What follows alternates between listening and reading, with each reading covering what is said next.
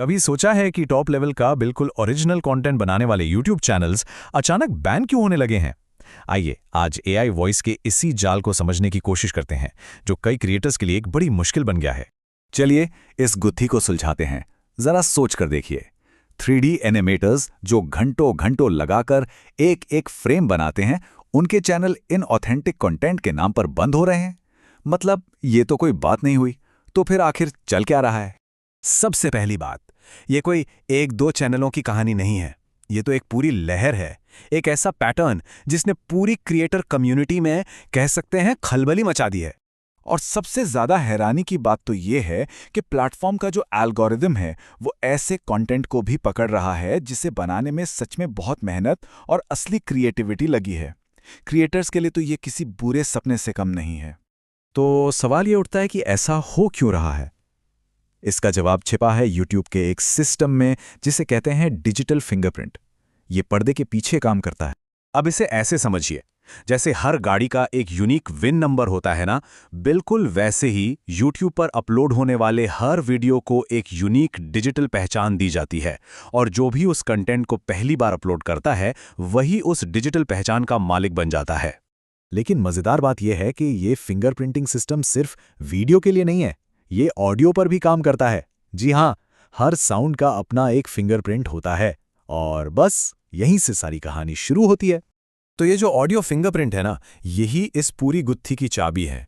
इसी से पता चलता है कि कैसे एक जैसी एआई वॉइस यूज करने वाले चैनल इस जाल में फंसते चले जा रहे हैं। तो देखिए होता क्या है, हजारों क्रिएटर्स एक ही पॉपुलर एआई वॉइस का इस्तेमाल करते हैं। फिर वो अक्सर मिलते जुलते टॉपिक्स पर एआई से ही स्क्रिप्ट भी लिखवा लेते हैं। अब इसका नतीजा क्या होता है?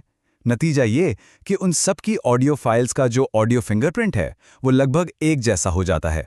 और जब YouTube का सिस्टम ये देखता है कि हजारों वीडियो एक जैसे साउंड कर रहे हैं, तो वो उसे सीधे सीधे स्पैम मानकर फ्लैग कर देता है।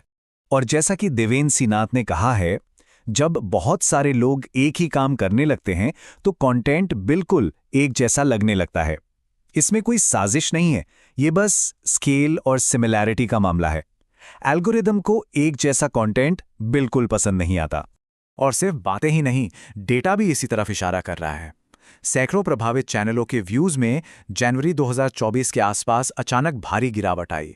और यह ठीक वही वक्त था जब ऐसा लगता है कि YouTube ने अपने डिटेक्शन पैटर्न को अपडेट किया था। देखिए, ये सिर्फ एक टेक्निकल प्रॉब्लम नहीं है, ये इस बात का एक बहुत बड़ा संकेत है कि YouTube अपने प्लेटफॉर्म पर अब किस तरह के कंटेंट को आगे बढ़ाना चाहता है।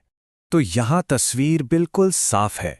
YouTube अब उन चैनलों से दूर जा रहा है जो ऑटोमेटेड हैं, जिनका कोई चेहरा नहीं है, और वो उन क्रिएटर्स को बढ़ावा दे रहा है जो असली हैं, जिनमें इंसानी टच है, जो अपनी पर्सनैलिटी के दम पर एक ब्रांड बना रहे हैं। तो अब सवाल ये है कि क्रिएटर्स के लिए इसका मतलब क्या है? इस नए माहौल में खुद को कैसे तैयार किया जाए? तो फिर इसका हल क्या है? सबसे बड़ा और ज़रूरी सबक है अपने कंटेंट में ह्यूमन एलिमेंट को वापस लाना। अपनी खुद की आवाज़ इस्तेमाल करना, या किसी वॉइस एक्टर से करवाना, या फिर अपनी पर्सनैलिटी को ही अपने ब्रांड का सेंटर बनाना। इन डिटेक्शन ट्रैप से बचने का यही सबसे अच्छा तरीका है। और ये सब हमें एक आखिरी और बहुत बड़े सवाल पर लाकर खड़ा कर देता है। जैसे जैसे एआई टूल्स और भी कॉमन होते जाएंगे, क्या किसी भी क्रिएटर की सबसे कीमती चीज़, उसका सबसे बड़ा एडवांटेज, उसकी अपनी यूनिक आवाज़ और पर्सनैलिटी ही होगी?